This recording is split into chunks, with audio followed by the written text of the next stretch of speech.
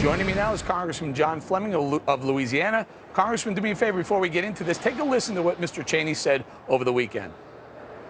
The Obama administration has clearly reached the point where they've agreed they need to be tough and aggressive in defending the nation and using some of the same techniques that the Bush administration did. And they need to, I say, go back and reconsider some of the criticisms they offered about our policies over the past years. Representative Fleming, does the president owe an apology to Mr. Bush and Mr. Cheney?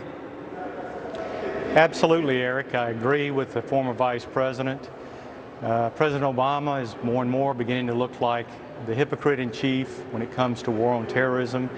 All sorts of things that he criticized the president for, he's actually continued and even extended.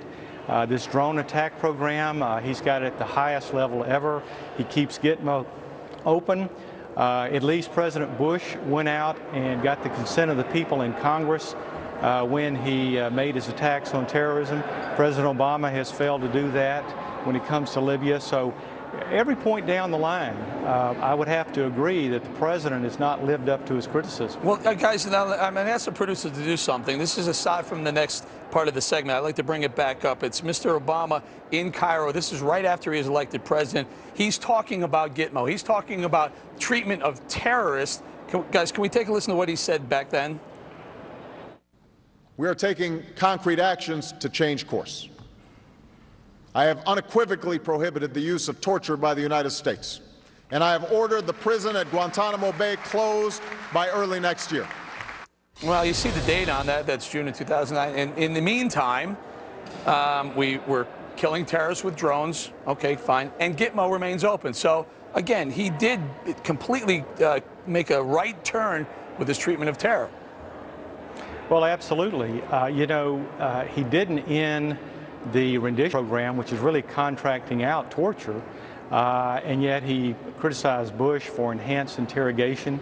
Now he's even willing to vaporize American citizens if they're fighting on the other side.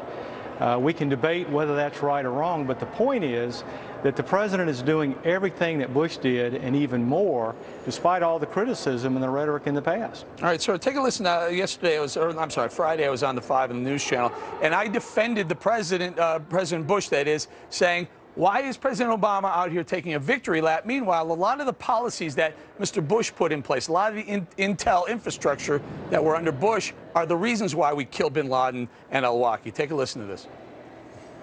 Mr. Obama came out today during a podium appearance and said, look at what we've done.